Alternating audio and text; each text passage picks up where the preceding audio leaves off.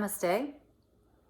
Hi there, everyone. I'm Jill Loftis of Nuit Astrology, and welcome to your weekly Planetary Energy Forecast for the week of September 20th, 2021. All right. Wow, last week was a lot. This week is a lot too. All right.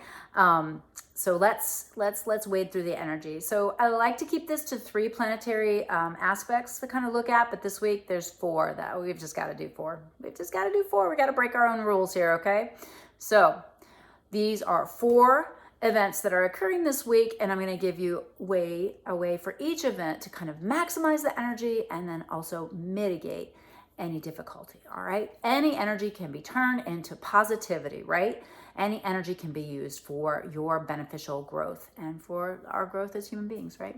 So let's take a look at the week. I've got my Llewellyn calendar here. Oh, I'm such a Luddite with my paper calendar.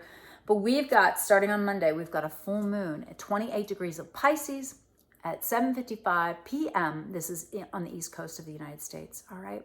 So full moons are already kind of amplified energy, and this is in Pisces, okay? So Piscean energy can be very hard to discern. It can be very nebulous. It can be very inspirational, but it can also be that, like, it's just the depths of the ocean.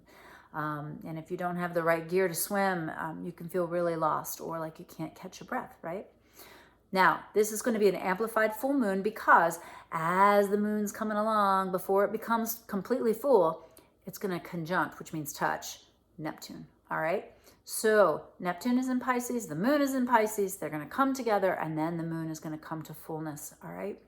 So to maximize this energy, this is a marvelous full moon for cord cutting, okay? This is a marvelous full moon for you to really work with your deep subconscious patterns and figure out what you need to let go of, what needs to stop, okay? What do you need to let go of? You could write it down and burn it. You can ritualize it. It's just a marvelous full moon for that, to get the energy of the spiritual, the energy of the subconscious mind, the energy, the inspiration to really, to make that change, okay? So that's a marvelous way to work with that full moon. Now, to mitigate any potential issues with this full moon, well, Neptune, the fog machine, right? So you've got to really watch if you're spending any time with, kind of difficult people who have substance issues, any kind of addiction issues. And that just doesn't mean, drinking and drugging. That means, people who just love chaos, or people who like to just bring you into their drama, that kind of stuff.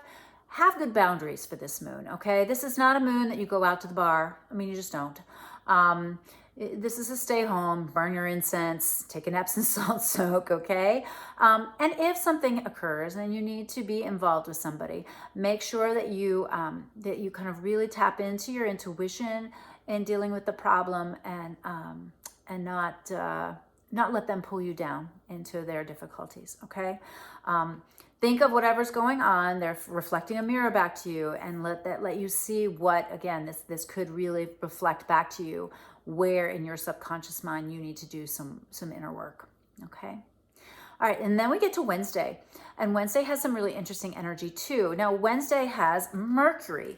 Mercury is going to square Pluto, and then the moon's going to square Pluto, and the moon's going to oppose Mercury.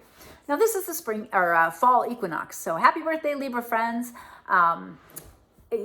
So it's usually a day that we do kind of ritualize and really think about, wow, we're at that halfway point, right? And it is a time of balance, right? But the mind will be probably anything but balanced on this day, all right? So what is it good for? What can you use this energy for? Well, you can use this energy to really look at the subconscious patterns. Again, this is another opportunity to really look at things, but this is a more logical review of what needs to be removed from your life and what needs to stay, okay? This is kind of a cosmic edit, all right? And you may even have some really pivotal, some really out of the blue conversations with people that really point out, wow, this is done, and I need to wrap this up.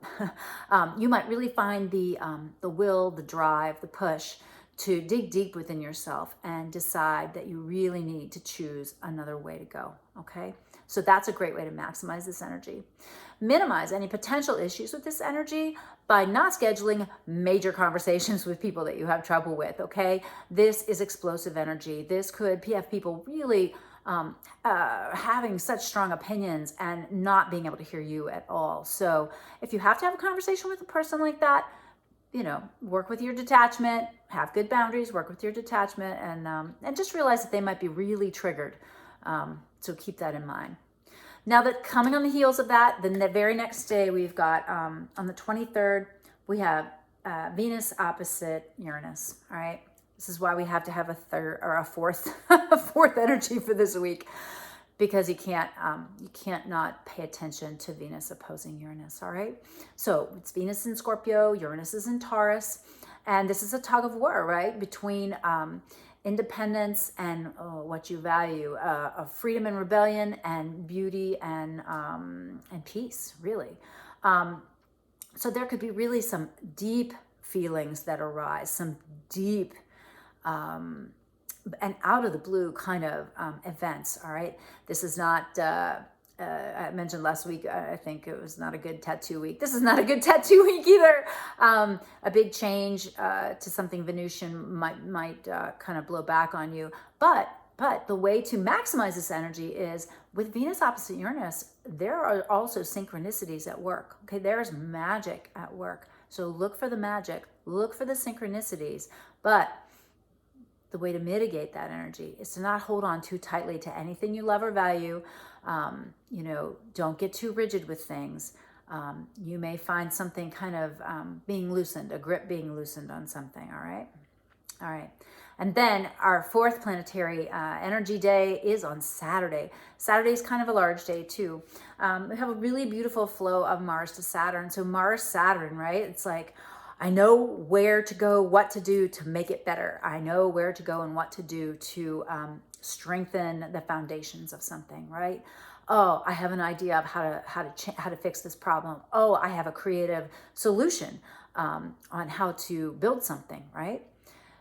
That's marvelous, but the thing is that the moon is void all day, and so it just makes it a little drifty, a little floaty, kind of hard to kind of lay in those foundations. So it's instead a better day for like spreadsheeting things, maybe making lists, using your creative energy and mind mapping things, but actually making a list of things like concrete actions that need to be taken in order to achieve your goals, all right?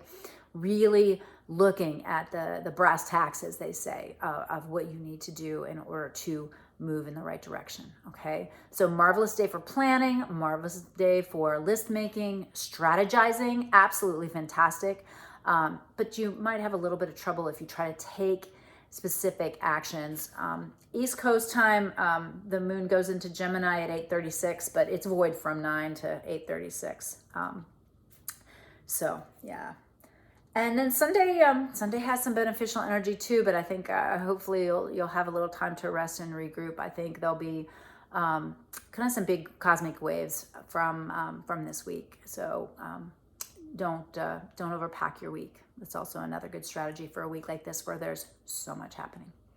Okay. Well, I hope you found that helpful. Please comment below. Please let me know if I could be more clear, or if there's anything you'd like to change. This is a relatively new series that I'm launching here, so I'd love to make it work for you. If you found this useful and helpful, please share it with a friend.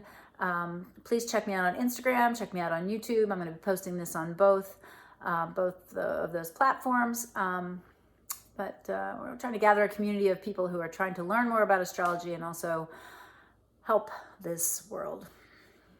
So, all right. Namaste, my friends. Thank you for your time and energy. Thanks for stopping by, and I'll see you next time. Bye.